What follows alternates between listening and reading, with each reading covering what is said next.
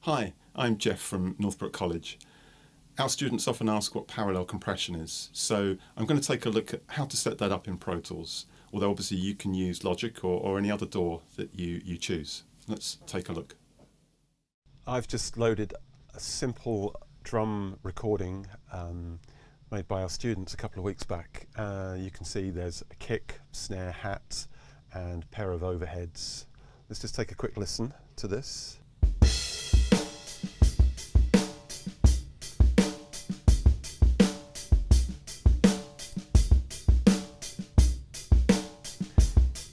So you can see here that I've just added a little bit of EQ for the kick and the snare, just to get the sound that we want, and there's some very light compression on both the kick and the snare, just to impose a degree of control.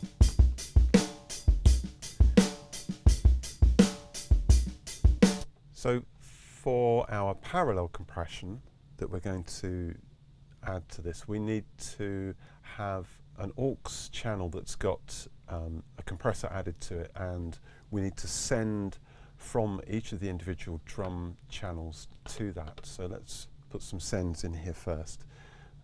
So I'm just going to add bus 1 and 2. I've done that to all of these at the same time. I've just held down Alt there as a shortcut to put all of them in at the same time. We now need a new track, which is going to be a stereo aux input,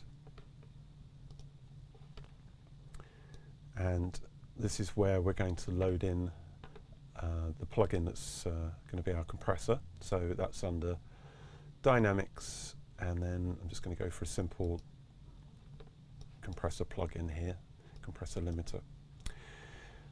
So that's on our aux. Final stage of that, of course, is we need to make the input to this the same bus that we've used for these sends. So that's coming into here on that input.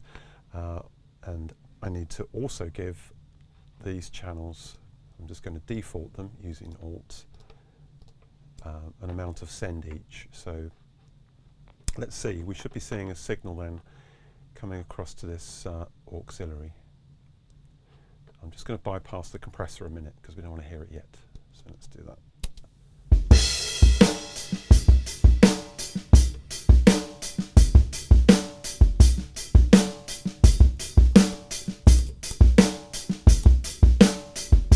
Okay, so you can see those signals are reaching here. So a brief word about what parallel compression is, or how you might think about it compared to standard compression. Really, I suppose a simplistic way of thinking of it is, with standard compression you're using a threshold and you're moving that down into the signal to control the peaks that cross that threshold. So in a way you could think of that as downward compression. I've got a little example diagram here that we can use to refer to. Here you can see my original signal, which is outlined in blue, with a couple of peaks that cross the threshold that I've set as the green line. And in this instance, one peak crosses by 2 decibels, the next by 4 decibels. If I use a 2-to-1 ratio, that means I'm effectively halving the peaks that cross the threshold. And you can see in the diagram below, we end up with the result, which is the red line showing our waveform after compression. So it's reduced the first peak to 1 decibel, the second to 2 decibels.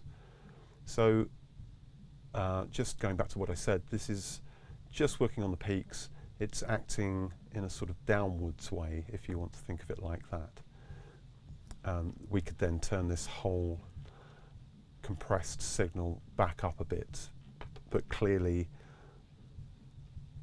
the whole signal now is a bit more even, and the low points of it are closer to the peaks. So if we come back into Pro Tools now, the difference with the parallel compression that we're going to use is that because we're going to send a large amount of signal into this compressor, and we're going to set it to be fairly strong in terms of what compression it's doing, adding the two signals together of the original sounds and the sounds that are coming through this parallel compressor is going to strengthen those lower signals. Those signals won't be crossing the threshold. They'll just get strengthened basically by having two lots of the same sound added together. Any signals that do cross the threshold of our parallel compressor are going to be compressed very hard, so they won't really appear as peaks anymore. They'll be heavily controlled. Therefore, the peaks in the original signals will still be there. That will still give us the dynamics, or some of the natural dynamics, of the original signal. So we should end up with a stronger sounding signal, but without the peaks compressed out of it in the same way as it would be if we used downward compression. So let's see if we can set that up. I'm just going to load a preset from in here. So I'm going for this preset here called fatten, and we'll see if we've got enough gain reduction here. I will adjust the threshold. If not, the ratio is set on 20:1, which is quite high. You can go stronger than that if you want. We've got a pretty aggressive knee on this.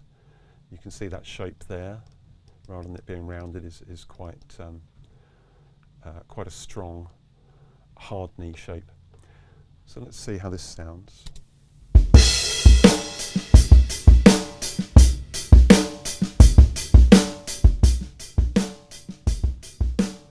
So pulling the fader back on the parallel compression, that's the compression, sorry, that's the original signal with a little bit of compression on that we applied in the kick and snare. If I add the parallel compression in,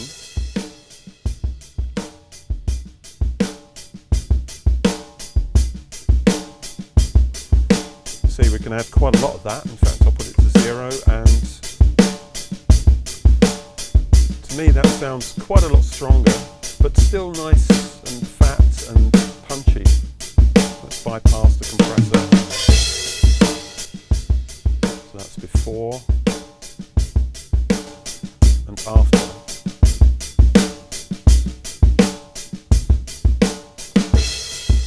I think I've got a little bit more hi-hat than I prefer in here, so I'm going to just take a little bit out on this end.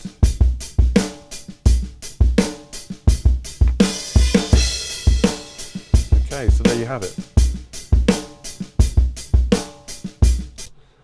Hopefully you'll agree that's pretty straightforward, and give it a go, see what you think.